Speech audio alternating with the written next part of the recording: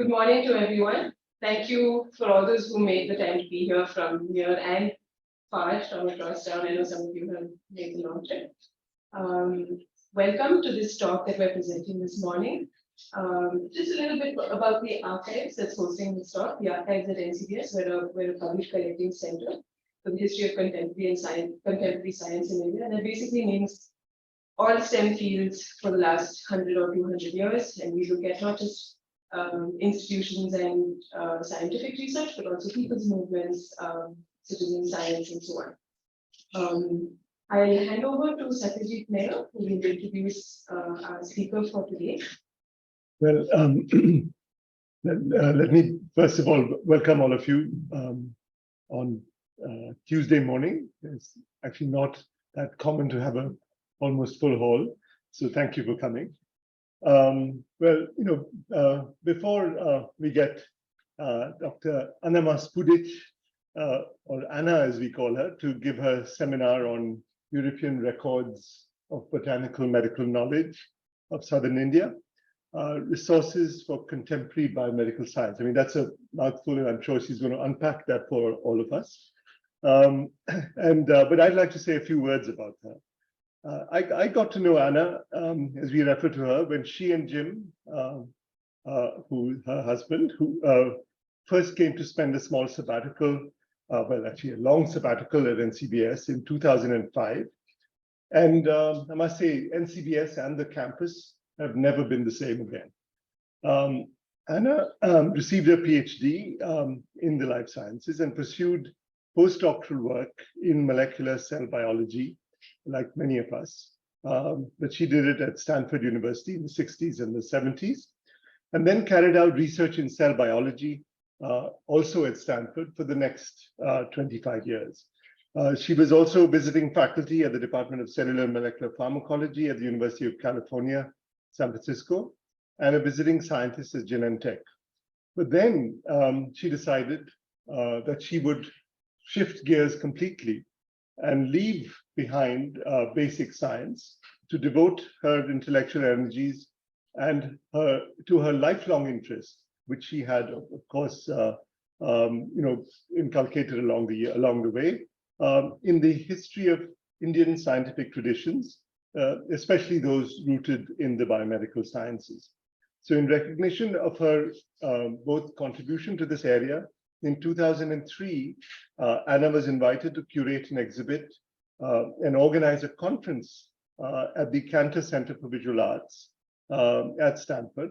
And the exhibit, From Foreign Places, All Variety of Herbs, and the conference, The Seeds of Culture, looked at the contribution of ethnobotany to modern science, and was also underwritten by the School of Medicine and the Department of Asian Religions and Cultures at Stanford. So of course, one can see the conflation of both history and medicine building up in Anna's work.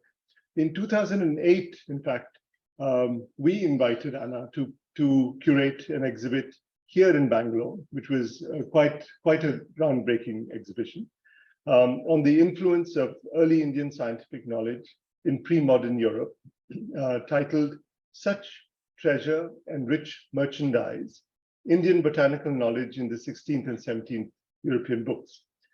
This book, some of its pages are displayed on our walls and on our windows outside, and so you might want to see them as you go out. And the exhibit itself about the material in the book is still in our garden outside. So in fact, you'll see exhibits of that exhibition still in our garden outside. And I must say, this was an extraordinary opening out of how one could use archival material to create new knowledge, a new understanding. And I must say, was perhaps one of the seeds of the archive itself at NCBS. So this exhibition is also now currently on display in collaboration with NCBS at the Google Digital Cultural Archive. She has published many articles and talks in a variety of learned magazines and conferences.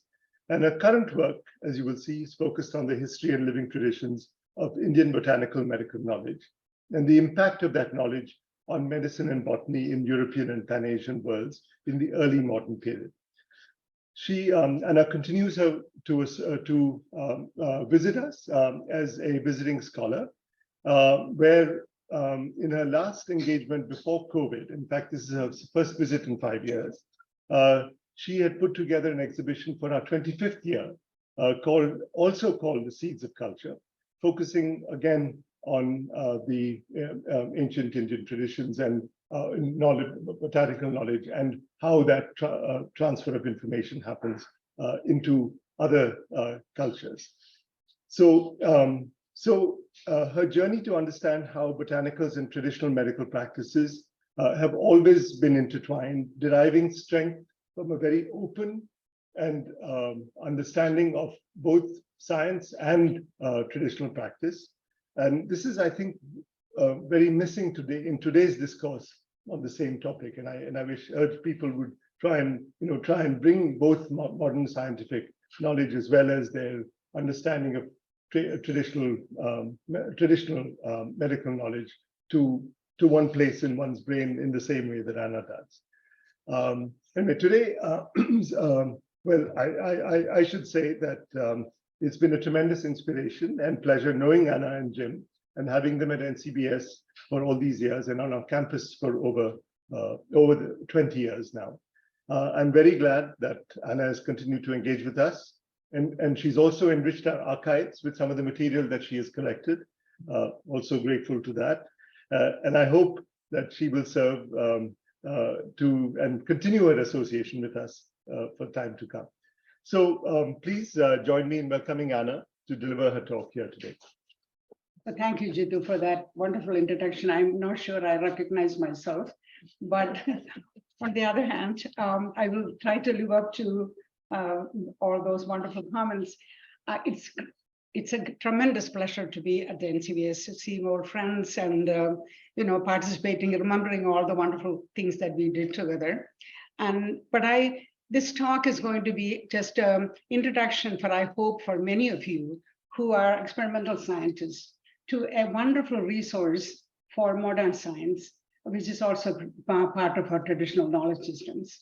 And so why should you be listening to a talk about old books and plants and so on? Well, I've spelled them out for you. First, it's of historical interest, because in Indian knowledge traditions and has a very important place in history and in the knowledge development as we know it today, especially in the scientific knowledge development, in all arenas, in physics, mathematics, astronomy, and certainly in biology and medicine.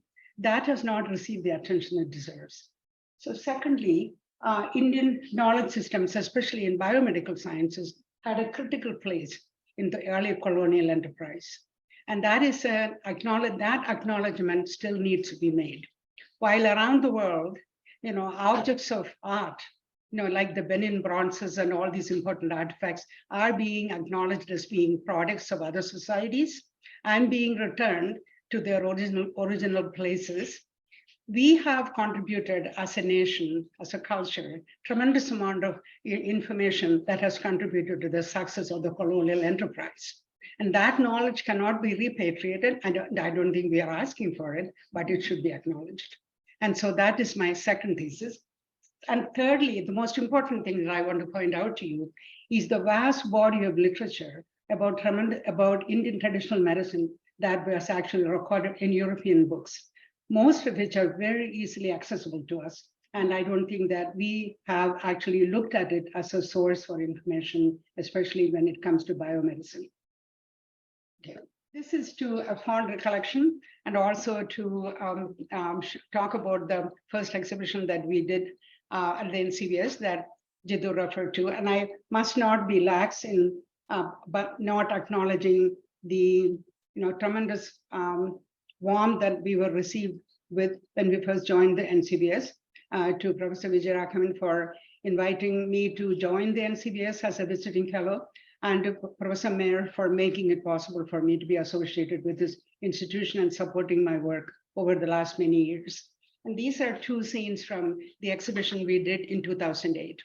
On the left is a drop down, which was at the entrance to this building, which was from a book, an herbal, a late 16th century British herbal by John Gerard, introduce an image of an Indian ficus tree. And in collaboration with Sarita Sundar, who was the designer, this drop down was the entrance into the exhibition. It was very dramatic. Then all over the various parts of the NCBS campus, we had pages from the 17th century Dutch manuscript on Indian medicines, put together by the Dutch governor of Malabar at the time, Van Reed, which is a 12-page compendium, 12-volume compendium covering about 790 medicinal plants of Malabar. It is a monumental work describing the medicinal plants of India. And I will briefly refer to it because this next, please feel free to copy this or photograph this if you want. The first link will take you to the Haapus Malabaricus exhibition and the catalog, which was actually published by the NCBS. It's online. And anybody who is interested, I suggest you take a quick look at it because it takes you from the very early part of Indian medical knowledge systems, referring to the Vedas and to the Bauer manuscript from the 4th century and so on, and takes you into the first European books on Indian medicine and so on. The second one, which is more recent, is a Google Cultural Institute exhibition, which was also assembled by me on behalf of the NCBS, and is now publicly available. It goes a little bit further. It actually talks not only about the scientific influences of India, but also the influences of India in the art and culture. I don't know, some of you may know about the famous exhibition that's going on right now, Vermeer exhibition at the museum in Holland. And there are a number of paintings by the Dutch artist Vermeer, which has maps in the back. And it suggests that Vermeer was probably referring to the period while the Dutch East India Company was at its height, and its major trade center in the beginning was India. So anyway, that's sort of beside the point a little bit. So I'm just introducing you to some material that I won't have a chance to cover. So this sort of summarizes the early part of the Indian encounter with the West, with the world outside, especially in trade and cultural exchange. This is a map that is taken by Abraham Ortelius, which is based on a very early text called The Periplus of the Erythraean Sea, Travel and Trade in the Indian Ocean by a merchant of the 1st century. This merchant's diaries have been, actually this work has been translated into English, and it's a wonderful read. He talks about travel to the west coast of India from Arabia to collect spices and medicines. So the knowledge about Indian medicines and the availability of natural products in India were widely known already in the beginning of the 1st millennium.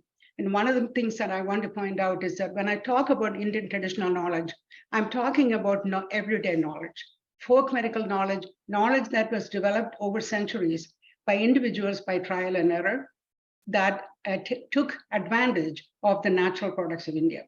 So this is not text-based knowledge mostly that I'm referring to. I'm referring to the everyday knowledge of India, which had achieved fame such that foreigners, the various merchants from the Middle East were coming into India, taking Indian commodities, and as you can see in that map at the corner, you can see people trading, and an elephant with carrying merchandise. This is, of course, a much later map, but India was already known in the 1st century as a resource for tremendously valuable natural products. And all of this was, of course, defined within India by experimentation. Experimentation necessarily not restricted to what we now call the laboratory. Life was a laboratory.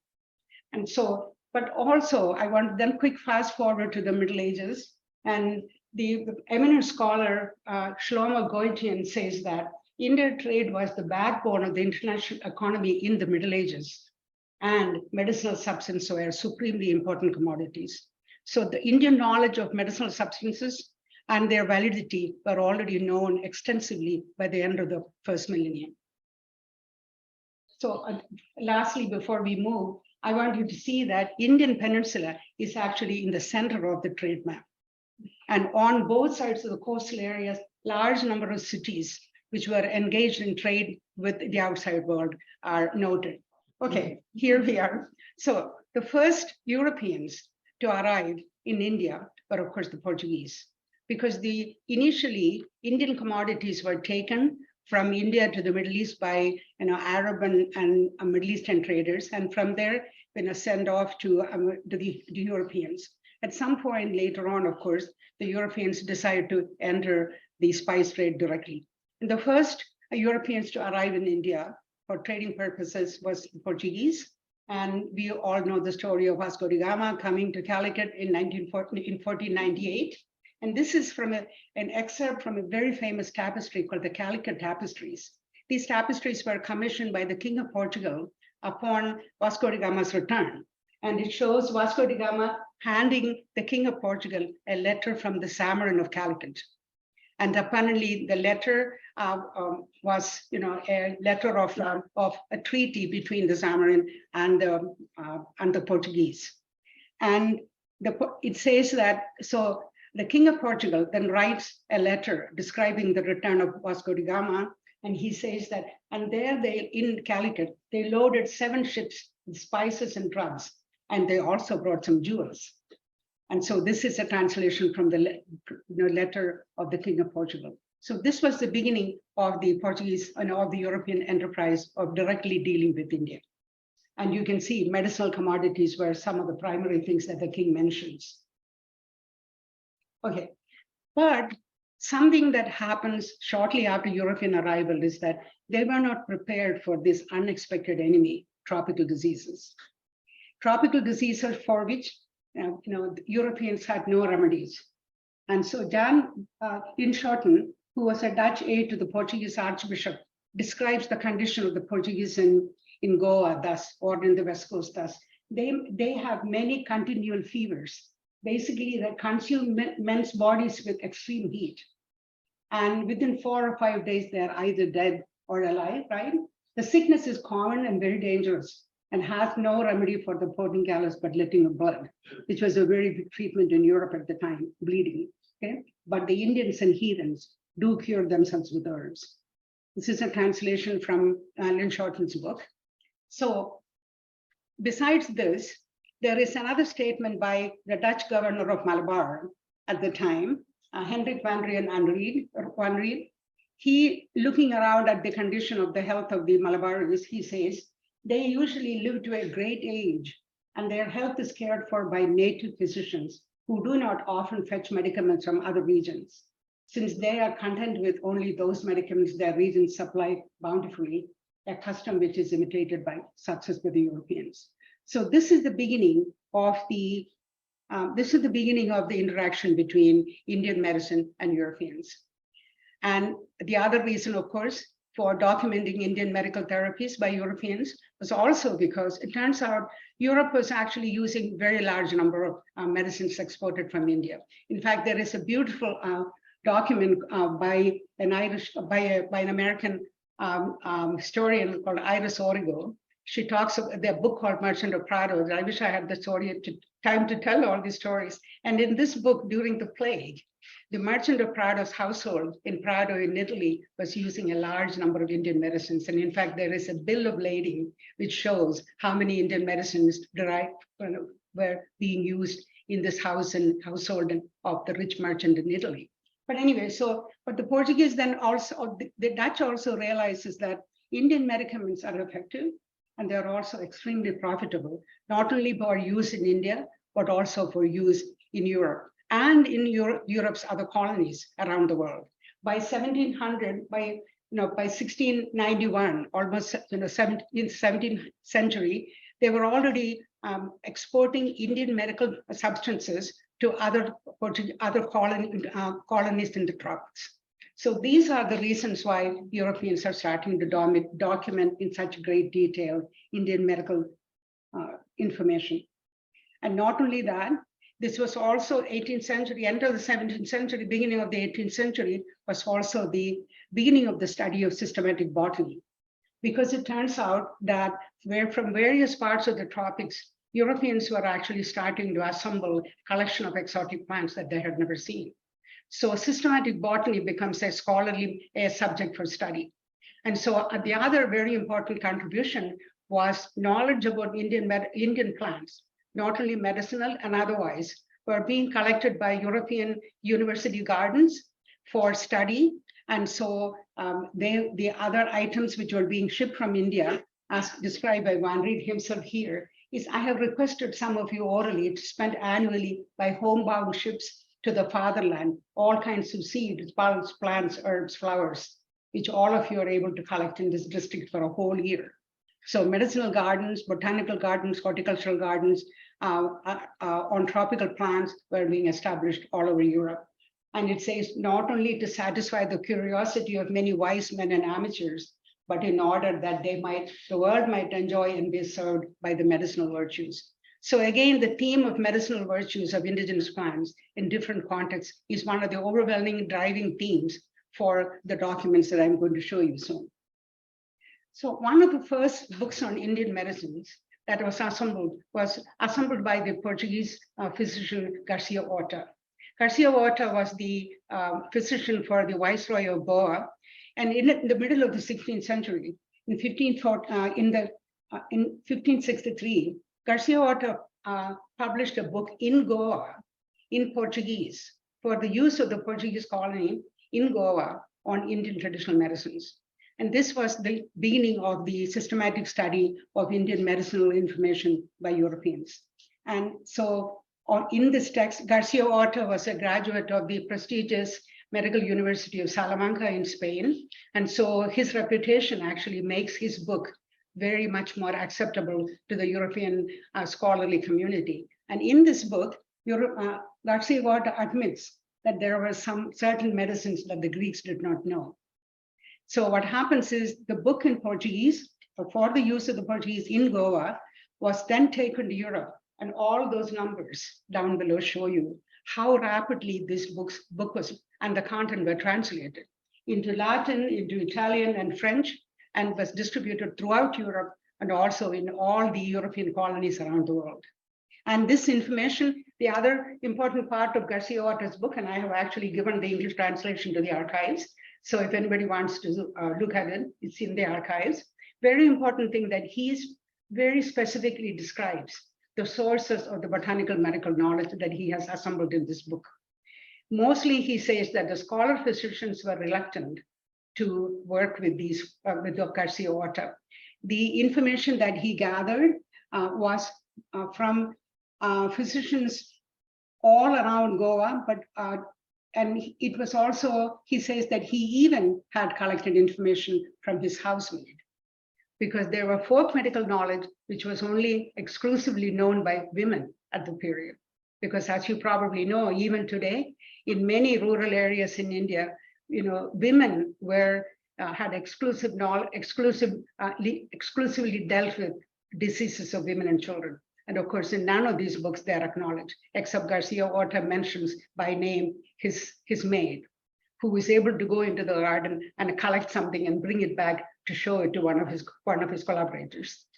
So this work, of course, as I said, was extremely important. And this book, as I said, is translated into English, and we have now a translation in the archives. So this is just a list of the number of books that were published in rapid succession by Europeans. Of course, there is the work by Garcia Horta that I also mentioned. Then there is a book which was written also by a Portuguese physician who was in Kochi, at the Royal Portuguese Hospital in Kochi. Very interesting book, which actually refers to the sources of the knowledge he collected.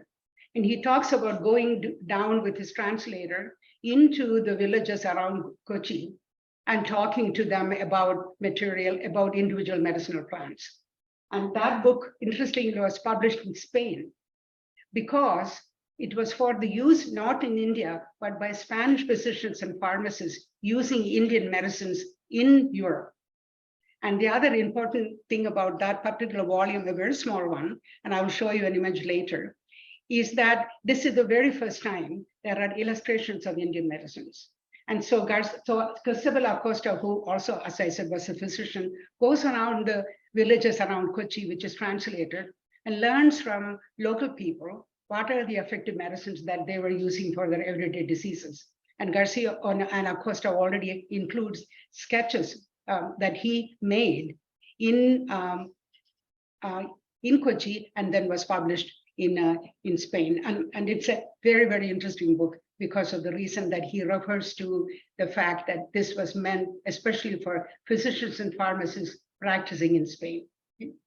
Then, of course, there are commentaries by other Europeans on these two books that were published, especially the book by Carole Cruzy, who was a botanist and a scholar in Amsterdam, who incorporates all this knowledge, which is in the books already published, into his book, which was not only a book of medicines, but also a book of botany. And he was a respected scholar and was one of the first directors of the Amsterdam Botanical Garden. And therefore, botany, Indian medical botany is now being incorporated into the study of scholarly botany and systematic botany in Europe. Last, of course, is the work by Hendrik van Riet, which our 2008 exhibition was. It is a monumental work that was, but before I move on, let me show you. This is one of the descriptions in Acosta's book, the book that was published in Spain. This is the way in which many of these medicines are described are extremely accessible. You can see this is a plant that you probably don't recognize from the image as much, but from the name, Karagapuli. In Malayalam, we call it Kodambuli. And so this is the description of the use of this medicine. You can immediately imagine that you can take this and think about, this used by midwives to give women who give birth to expel the placenta and to produce milk. Immediately you think about muscle contraction, relaxation, so there are, you can immediately extrapolate from these kinds of informations into modern scientific, thought. Not that it is giving you it's giving you clues about how these molecules and these active molecules might function. The other very important thing about this whole set of books is that all of them describe medicine, the properties of individual medicinal plants. Whereas classical medical, traditional medicine is mostly describing formulations. Most of this folk medicine-derived knowledge describes medicinal properties of individual plants, which is, of course, a very important resource. And this I'm showing you only because I want to show you some of the context, some of the books themselves. This was taken from the exhibition at Stanford University. And I wanted to show you this because the illustrations in these works. The other very important aspect of it, especially the Hortus Malabaricus, which our library, the NCBS library, has a complete 12-volume of English translation, which is accessible to everyone, is that the illustrations are the first scientific illustrations of Indian medicinal plants ever done, in fact, of Asian medicinal plants. And these are beautifully done so that the plants can be identified very easily. And not only are the plants are often drawn to scale, and there are also cross sections of individual parts of plants for easy identification. And so next, I want to give you a general look at how this knowledge reported in these books were assembled. And the only place where we get a complete honest evaluation of how the knowledge was assimilated and assembled is in the work by the Hortus Malabaricus. Because Van Riet, who had enormous respect for Indian scholars, describes the process by which the 12 volumes are assembled. This is the only view where we get, where we know how the knowledge was derived.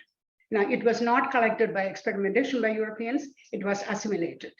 And therefore, here I give you a list of how it was assembled. The compiler was the Dutch governor of Kochi, of the Dutch colony in Kochi. Then the knowledge sources were the Malabar folk physician Itti Achyutan and 3 Ayurveda physicians. And why do I put the folk physician on top? Because this is the handwritten testimonial reproduced of the Malabar folk physician Itti Achyutan. You can see it takes almost 1 page of a folio volume. And it is in colored the script in Old Malayalam. And you can read a little bit of the translation here, even though it is in Latin. It says, I, Itti Achyutan, Malabar doctor of the Chogo nation, a Gentile. I'm an Irava from a Gentile, I'm from a community of Iravas. Here is, of course, the combined statement of the 3 Ayurveda physicians.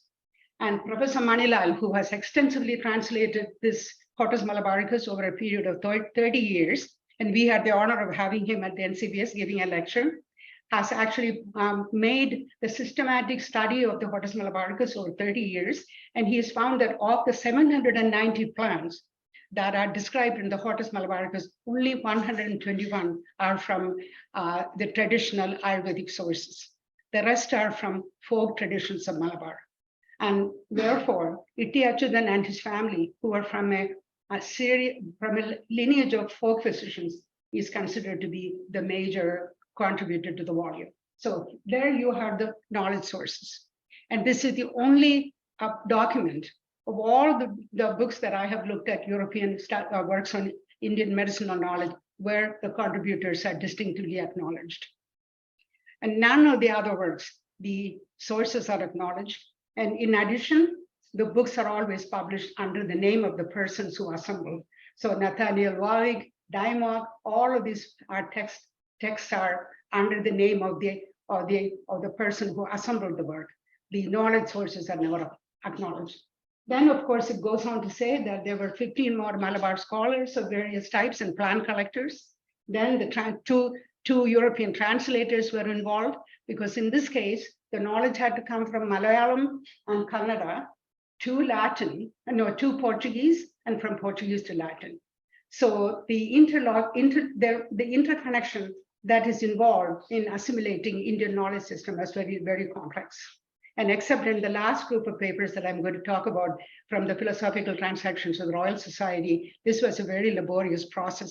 And the very reason that they would set about to go through this process, it shows the importance of the accumulation of this knowledge, how essential it was for the early colonial enterprise. And of course, then there were artists, and we know there were Indian and of course, Dutch artists. Dutch artists are identified, but the Indian artists are not. But a series of drawings, the drawings for all of the illustrations in the 12 volume are in the British Library. And I was able to find these book of the original illustrations. And by comparing the drawing made in India of a person and a drawing made in the final volume, you can see that the original drawings were made by Indian artists, but of course they are not identified. So here is the complex system by which Indian indigenous knowledge was translated into Western books. Okay, and about the scholars themselves, I wanted to show you this particular image for a number of reasons, not just as a decoration, because I wanted to show the images in the Hortus malabaricus are often drawn to scale. So that, here is a cardamom plant. And the way that the size of the cardamom plant, of course, is illustrated is by having a person next to it. But this is also very important because this is one of the earliest drawings or illustrations of an Indian male ever published. Okay, so it's just from a historical point of view. But here, this is a quote that Van Ried makes about the scholars from whom he gathered the information, and it's engraved in the window in the hall as you come in the front door, the reception of NCBS. It says that some of them have no other occupation than temple service and are exempt from all worldly cares, being constantly occupied with genteel wisdom. Stargazing is of course astronomy, another area where India had a tremendously important resource of knowledge, and of course natural sciences. So this is the type of respect that Van Ried himself had for Indian scholars, but of course that is not the case for most of the other documenters. And I'm just going to show you couple of the illustrations from the Hortus malabaricus. These are folio volumes, and they describe in great detail the illustration of the plants, and also this is sort of a synopsis of the properties of the plants as described in the Hortus malabaricus from Manilal's English translation. So areca nuts, which we are all familiar with, of course, are used for digestive and also digestive purposes, and also as purifiers. And of course, we know now from modern science that arecaline is one of the molecules. It's a very powerful molecule with very strong properties. The other one I wanted to show you was Philandus neruri, which of course is also, I'm sorry, Philandus embolica. Philandus neruri is on my mind because it has another very important property. So anyway, Another important thing to notice about these illustrations are not only are they drawn to scale, but the name of the plant is given in different scripts, in Malayalam scripts, and Arabic script, and also in so that because this is before binomial nomenclature. So in order to relate the names of the plants, Malabar names, the names are engraved in different languages. Okay, so again, Hortus malabaricus had another very important function. Hortus malabaricus was actually, as I said, the first systematic study of Asian botany, which was, and so systematic study of systematic botany was a very important emerging field in Europe at the time. And these are all the documents that refer to the Hortus malabaricus, including the classic work by Linnaeus. And 320 Malabar plants are listed in the book by Linnaeus. And many of the Malayalam names have actually made their way into binomial nomenclature.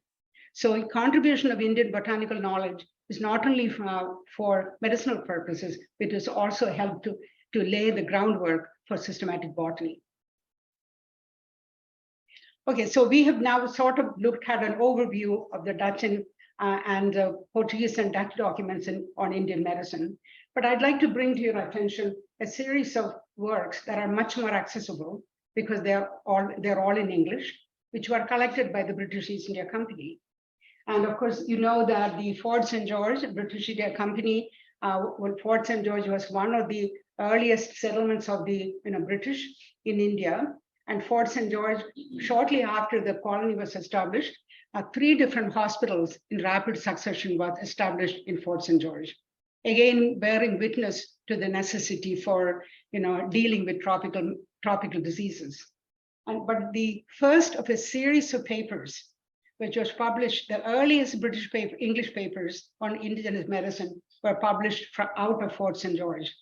And there were a series of 7 papers published in the Philosophical Transactions of the Royal Society. And interestingly, they're accessible online, if any of you want to look at it. So these were papers which information collected by Samuel Brown, who was a physician, one of the Royal Hospitals in Fort St. George, who had been living in this area for 17 years. And he was commissioned by the British East India Company to assemble and assimilate indigenous medical knowledge for their use in Fort St. George, Surat, in other British colonies in India. So at some point, these materials that he had collected was transmitted to the East India Company in London.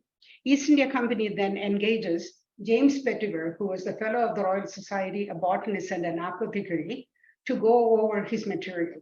So this is the origin of these papers. They're very interesting, and I really urge you all to just take a glance. So the collector is Samuel Brown, and he is the principal surgeon in Madras at the time.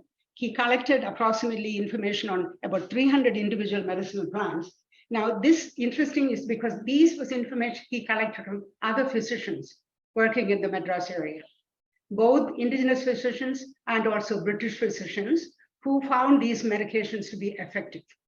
So that is a very important, important for the East India Company, because their own surgeons were certifying to the efficacy of these Indian medicinal plants. So then he was also commissioned by the British East India Company in rapid succession to send plant specimens, seeds, cuttings, and preserved herbarium sheets to England, so they could build their own library on information on medicinal plants from India to be used in other parts of the tropical colonies. And here is an image of a pressed specimen that Samuel Brown sent to the British East India Company, which is in the Natural History Museum in London. And if anybody who wants to learn more about it, I suggest you look at this paper by Alice Marcos. She goes extensively into this period, and especially on this collection of British East India Company and the collection of James Pettiver. So James Pettiver was, of course, a member of the Royal Society, had a very high reputation, and so East India Company basically commissions him to assemble, to edit, in our modern terms, the information that was being sent by James Pettiver. So he then builds a collaboration with Samuel Brown, and Samuel Brown then over the years enhances the collection. And so the papers in the philosophical transactions are the information that was sent by Samuel Brown, but annotated with other European texts on Indian flora, and especially the Haapus Malabaricus, because the Haapus Malabaricus had just been published, and James Pettifer, being a fellow of the Royal Society, of course, was one of the evaluators of the Haapus Malabaricus. So here is a synopsis of why this material is important. So here you have Samuel Brown from India sending it to James Pettifer. He's editing this material, and this is a page from the philosophical transactions. But what I want to see why this material is really significant, because Samuel Brown actually gives the following detail: place and date of collection. Now, remember, any one of you who is a botanist know that the time of collection of the plant is very important, because we know that secondary metabolites in plants are vary. Okay? And of course, it describes the plant, gives the medicinal properties. In this case, I'm going to tell you which plant it is, but it cures coughs, ulcers, and so on, and part of the plant. Okay, and then it also gives the way it should be prepared. It's a decoction of the root. Okay, and natives also use it boiled in butter. There is some lipid extraction or something going on there. Okay. So then James Pettifer, of course, goes on to relate the plant to other descriptions of similar plants from other parts of the tropics. So the bottom part is he identifies the plant as such and such plant from volume 5, page 71 of Haapus Malabaricus. So this cross-referencing gives very much validity to these 7 papers in the philosophical transactions. And so here is a description of the plant. What it does, this particular plant takes away swelling, abates sharpness of the urine, eases the tone, so on and so forth, and suggests perhaps diuretic properties, and so on. So depending upon what you read in it, you can then start to sort of explore what its individual molecular characteristics might be. But here from Haapus Malabaricus, we know the cross-referencing, we know which plant it is. So this is a really interesting group of papers. Since I'm running out of time, I'm going to rush through. So this is, then we are going to look at, I'm going to just show you the cover pages of a large number of English documents that were published in the 18th and 19th century. And one reason, of course, was not only additional reason was not only the medicinal values of Indian plants, it's also because according to Hooker, who was one of the major publishers of India, he said that India represents perhaps the richest and is certainly the most varied botanical region on the face of the globe. We know that 2 of the most important biodiversity hotspots are in India, one in the Malabar region, and greater degree than any other contains representatives of the flora of the eastern and western hemispheres. So the British set about to document Indian botanical knowledge for agricultural, medicinal, and horticultural purposes. And this just shows you just a collection. But again, we want to know that here is Royal, here is Hooker, so on and so forth. But none of these documents acknowledge the individual sources. And we know these materials were collected over a period of time by groups of people who put together these documents. Then rushing through to the next place, I want to point out 3 other books from the large collection of British books. Again, as a source for those of you who might be interested in these books for scientific reasons. This is a very, very important book, very well defined. It is a catalog of Indian medicinal plants and drugs, indeed intended chiefly for the gentlemen of the medical profession on their first arrival in India, and to whom it must be desirable to know what article of Materia Medica this country affords and by what name that you may find them. So again, these are very, very pointed descriptions of medicinal plants with identification and also descriptions. And here, Fleming says, this is a path by which this information is collected by Fleming. So bear with me while I read this to you. So it says, Dr. Patrick Russell, informed by the Physician General at Madras that he had known this route is used by European and native troops with great success for dysentery. And Dr. Anderson, who is some other physician also working in India, finding the practice of the Black doctors much more successful than his own, was not ashamed to take instruction from it. So this assimilation of knowledge is a group effort that while the physicians passing information back and forth, collecting them from individual Indian practitioners.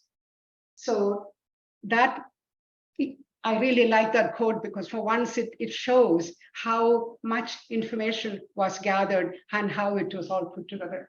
Another book, which is also very interesting, is the work by Royal. And even though he says that the book was intended for showing the immense resources of British India, both as regards whatever is necessary in agriculture, manufacture, and internal trade of people, because by that time, economic wealth of India becomes a very important part of the British, assimilation of information in India. But as for the supply of much extended commerce, but much attention is still being paid to the material medical of India.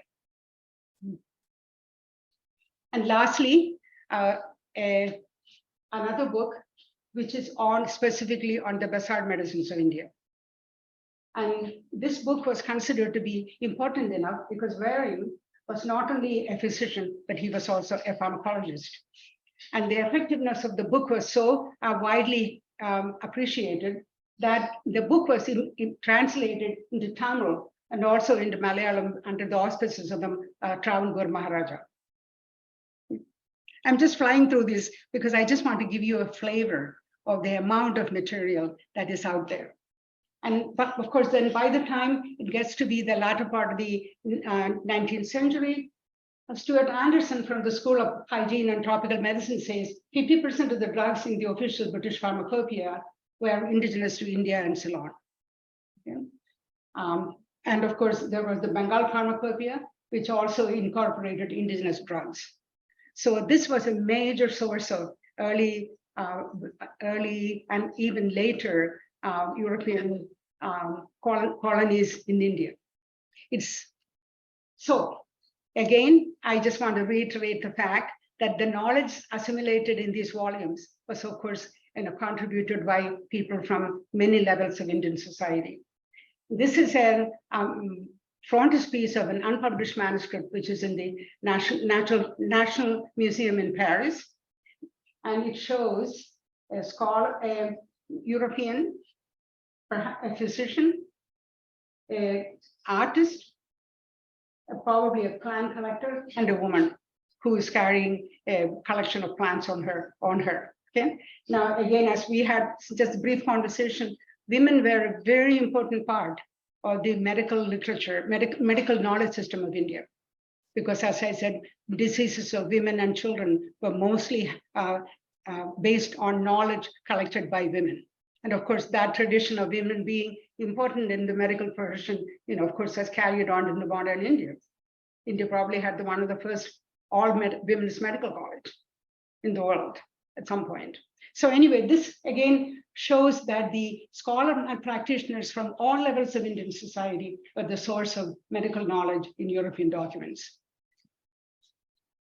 And finally, a comment on European works on Indian plants as a resource for contemporary study.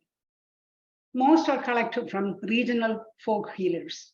And as was the case from Dr. Manilal's work, even out of the 791 plants in the 12-volume Hortus Malabaricus, only 121 are from the classical Ayurvedic texts. The others are all folk knowledge. And given the fact that folk knowledge and the resources are vanishing at such amazing pace, these volumes are very important resources. And secondly, most plants, most of the medications included in these European texts are actually properties of single plants, not formulations. Lastly, identities and properties of these medicinal plants are often cross-referenced with other existing reports from other parts of the tropics, giving it, some more validity cross-referencing. And lastly, they were mostly reported in these European texts because physician networks had agreed on some validation of this material. That's important also, because physicians from many parts of these British colonies were actually passing information back and forth, such that they are already in use by colonists in many places. And perhaps we can call it some sort of user-based validation, perhaps. And lastly, this is my favorite slide. I want to offer this to you guys as a challenge and as sort of a reminder of history. In 1954, Rustam Vakil, a physician in St. Edward's Memorial Hospital in Mumbai, was awarded the Lasker Award for studies on the use of reserpine in the treatment of hypertension. This is a quote from the Lasker Award. So I continue to read from the Lasker Award statement. The story of Rauwolfia serpentina is an example of a block in medical communication that in retrospect seems hard to understand. This drug has been in use in ancient Ayurvedic medicine of India. Not only, I add a correction there, not only in just Ayurvedic medicine, actually Sarpaganthi is a Basar medicine plant. Okay? For hundreds of years, and had been the subject of modern scientific research in India since 1931. Yet while innumerable fruitless efforts were being followed by Western medicine, this important one was overlooked until the attention was finally focused on it by Dr. Vakil. It's interesting is that reserpine, a Sarpaganthi plant was used in traditional medicine as an antidote for snake bite. It also was used for diseases of the mind, neurological effects. It turns out the molecule identified from Sarpaganthi, reserpine, and also chlorpromazine, if I remember correctly, was essential for establishing some of the fundamental parts of neural pathways. So the function, the mind-altering properties, and the anti-venom properties all comes together in modern research. But the irony of it is that the scientific name of Sarpaganthi refers to the fact that it has something to do with the snake, right? Sarpaganthi. So reserpine, so it is Rauwolfia serpentina. So serpent has something to do with Sarpaganthi. But Rauwolfia was actually, Rauwolf was a 18th century German physician who came to India to do some studies on traditional medicine. How they connected Rauwolf with this plant remains a mystery to me. But this is also another very important aspect of this type of knowledge assimilation. This is, of course, many scholars are now writing about this issue of knowledge assimilation, but these little windows into how these things happened is really quite amusing. So lastly, just a note, 25% of drugs used in modern medicine contain bioactive compounds derived from or modeled after natural products. Of course, two of the most famous examples are the two medicines for malaria, quinine and artemisinin. Both were, of course, derived from plants. And quinine, artemisinin and artemisinin derivatives still remain the most effective treatment for malaria. And of course, we have a list of 50 medicinal plants that we published in the exhibition in 2008, starting with aspirin, that were actually either identified originally from natural products, but many of them have been synthesized. And so again, a quote from Linnaeus saying that plant extracts offer a unique alternative therapeutic strategy to otherwise intractable diseases. Natural compounds for which innocuous long-term use in human populations are being documented might be more tolerable and acceptable in disease prevention. And if anybody who is interested in exploring this question further, I refer you to a paper I published last year looking at single medicinal plants. So that almost finishes. This is the end. With rapid loss of regional medical practitioners and folk medical knowledge, the European books on Indian regional therapies are valuable resources to be revisited with contemporary scientific methods. So that's just an invitation for all of you in your spare time to go to the library, take a look. You don't know when which of you will be in the next Rastam Vakil. So this is just some of the libraries and museums who kindly let me into their internal archives and allowed me to wander around in them. And thank you very much. Thank you very much. And we have time for a few questions and then I'll answer for them. We can maybe do about 3 questions and then we can continue. The Indian knowledge system is known for the way the knowledge is transferred. It's usually familial. Yes, yes, lineages, yes. And outsiders of country to get it has to be same community. So how was this possible for other Europeans to get knowledge about the formulations, the details? Well, mostly probably they were, when I have extensively interviewed several of the late Ashtavadyas of Kerala, and it is really true that knowledge from such lineages are often really closely guarded. And in the case of Van Reed, we have some idea how it happened, because Van Reed himself was very sympathetic, very, he admired the knowledge of indigenous physicians. And therefore, he was able to interact with them with respect. Okay. In the case of the British collection of these materials, they must have been accumulated over a long period of time. See, we have no reference. We don't really know. All we know is that between the British physicians, this information was carried, was transmitted. But also, again, these were mostly not collected from scholar physicians. Garcia Orta, for example, in the first book that I referred to, specifically states that scholar physicians were not willing to speak to the Europeans. Yeah, you said some of them are folk healers. Yes, most of them are folk. Most of this information is folk knowledge. As I said, even in the 12 volumes and 790 plants, only 121 are from the classical texts. So it is obviously some sort of interaction that they were able to establish over time that divulged that type of knowledge. And you saw one of the statements where it says they were very respectful of the Black physicians because they could do things we cannot do. Not by using force. Well, hopefully not, because the knowledge cannot be extracted by force, right? I mean, probably can, but mostly not, I hope. Fantastic, Anna. Curious, maybe a slightly different question. I was wondering, just in terms of biodiversity. Biodiversity, Yeah, yes. there is a lot of Yes. biodiversity also in similar latitudes, That's right. Africa, Southeast Asia, in island Southeast Asia. Yeah. I was just curious, do you think that traditional use of plants in those areas, did it not grow? Was it not, or is it just something which we're not discussing today? Is it not there as much? Well, Or was it neglected? Because it does seem like a focus on biodiversity from India. I was just curious. well, there is a very important series of works that were published out of Southeast Asia, which was modeled after the Haapus Malabaricus. And those volumes are some of the seminal recordings of medicines of Southeast Asia.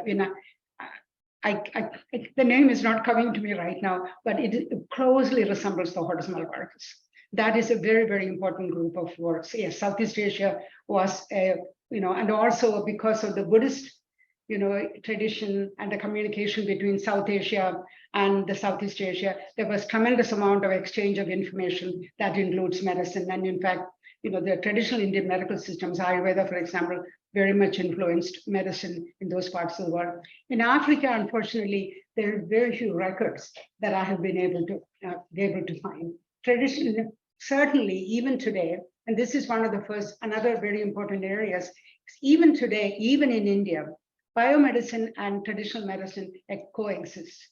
But there's no documentation on how often a patient relies on traditional medicine for what types of diseases and therapies, and how this interaction is happening in India. Yes, in Africa and some parts of Southeast Asia still, for chronic diseases, traditional medicine is still the first line of defense. And do we have any documentation? No. I have just, that was a wonderful talk, first of all. I wanted to build on this, what you just mentioned about the coexistence of these natural remedies and other types of medicine in India. So there's also this divide between folk remedies and what you could call an allopathic remedy. Yes. So why? Because in the records you can see that all these colonizing, the colonial enterprise is heavily relying on indigenous knowledge. So why do you think this divide came up where now it is not so much relied upon anymore? And how do you think we can sort of bridge that so that people don't think of like these two in two separate terms, but we have a more synergistic approach towards. This is actually a very interesting question. And in fact, one of the things that I spent some time at the Cortical Ayurvedishala, which is in North Malabar, is one of the only places in India that I know of where there is some attempt to integrate biomedicine and traditional medicine. In fact, when I was there in the maybe 2000, long time ago, any patient who came into Cortical Ayurvedishala hospital was actually reviewed by a biomedical physician and an Ayurvedic physician. And they, between the two of them, made the decision of if this chronic illness, should you treat them with steroid or should you convince them that an Ayurvedic medicine, which would be effective over maybe a period of 3 months or something, would be much more, would be equally effective and less harmful.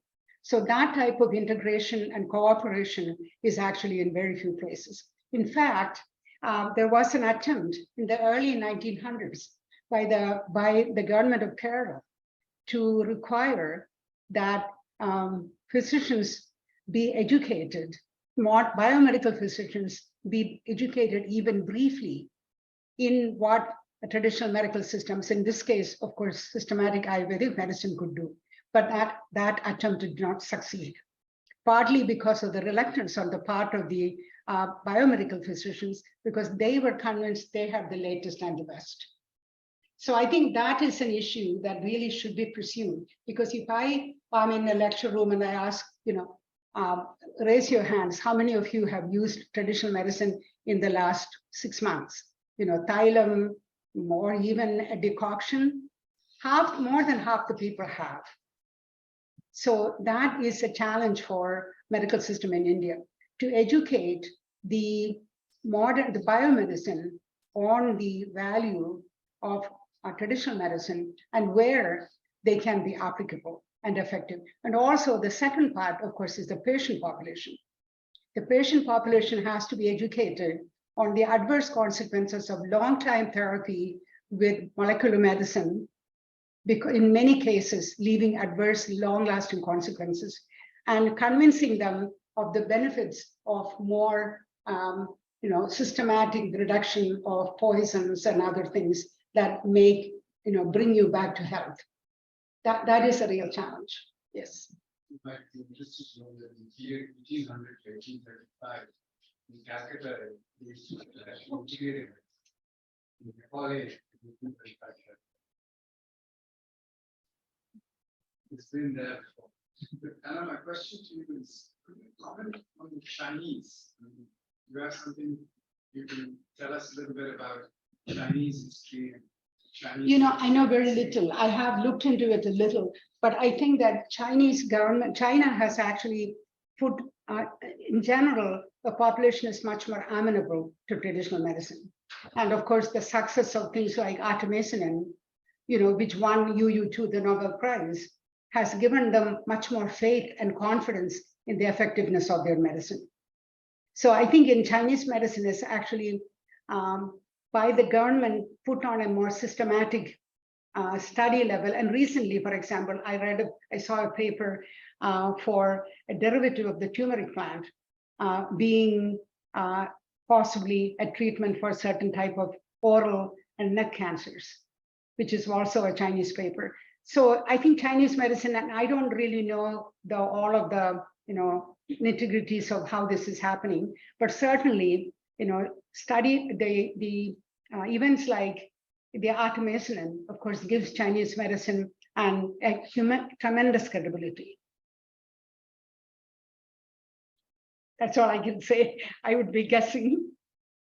I'm just curious because some of the cultural issues which actually are touching, so how did the Chinese deal with it? Deal with. Well, some of the cultural and ethnicity issues that Shashi and others referred to. I was just curious about how the Chinese dealt with this. I don't really know, but I think, the system is, of course, much more, what's the word?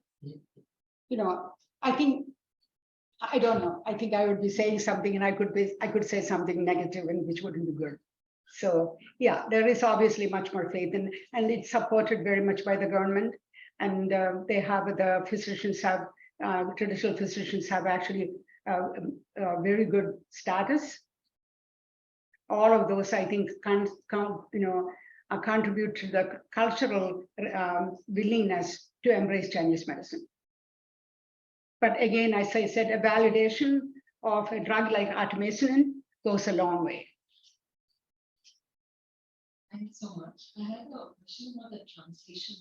I found that very interesting when they said the knowledge was translated from Malayalam to Portuguese and then to then to Latin. Yeah, so I was just curious, like, when you were researching the records, because with translation there can be a lot of yes, there can be, and in fact, yeah. Or sometimes it's even funny that sometimes they don't have a local context. Yeah, in fact, that's a good point that you raised, but I think this is where Professor Manilal did an invaluable service. He independently translated the Hortus Malabaricus over a period of 30 years with the help of 2 Catholic priests who knew Latin. So he is a systematic botanist. And so he was able to make his own independent translation. And in the collection in the library, for every medicinal plant, he makes annotations. And he says that actually this point is wrong. So yes, the Portuguese, from Malayalam and from Kannada, it was translated into the Portuguese by a person who was half Portuguese and half Malayali. So he knew supposedly the terminologies. From there, it was taken to Latin by Caesarius. So there is errors in there, but I think the comparing it to Manilal's translation and his major contribution is actually making those corrections. Yes. Thank you very much. Okay. Thank you very much. Thank you also to the implementation teams, the team, catering, and the team at the Haapus. Thank you all very much.